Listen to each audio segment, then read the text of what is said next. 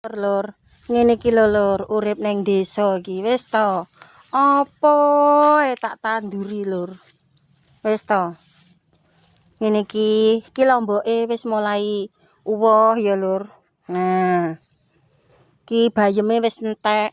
Kae karek sing ndek puwono kae Lur. Kono kae wis dipaneni karo anake suk mau. Nah. Terus kae baru nandur meneh kae, nandur meneh. Terus iki Lur. Lombok ngene iki gowembele Lur. Gowembele. Ki kacange Lur, kacange wis sakmene iki lho Lur.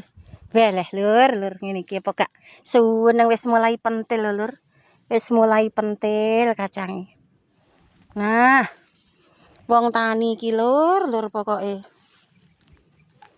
Wis to. Tenan Lur, aku lek lombok, lek sayuran jarang tuku Lur. Paling kok sing tak tuku iku mung iwak ngono kuwi Lur. Bel Lur kayak ngene iki.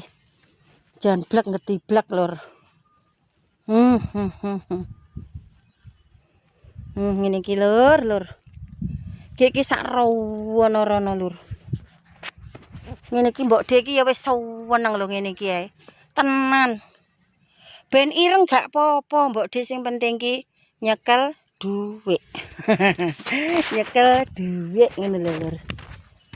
Ya lah Lur. Pokoke jan. Ki jan sak rono-rono Lur. Ki sing sepil iki sebelah pondok ya. Ki sing sebelah pondok. Sik ngarep lah ibarate ngarepe pondok. Ini sak rono-rono Lur. Terus weh lho mbok ki gembel-gembel ngene iki lho Lur. Apa gak suweneng ning tangan giat tenan. Ngene iki lho Lur. Kalimantan bosku. Lombok Kalimantan ngene iki lho Lur. Weleh. Jan gembel-gembel. Weleh. Ini iki Lur. Iki sampe ambruk kabeh. Wis ora kerumat. Ambruk kabeh. Wis kono-kono lah. Sak karepe sing penting jek dikeki rezeki.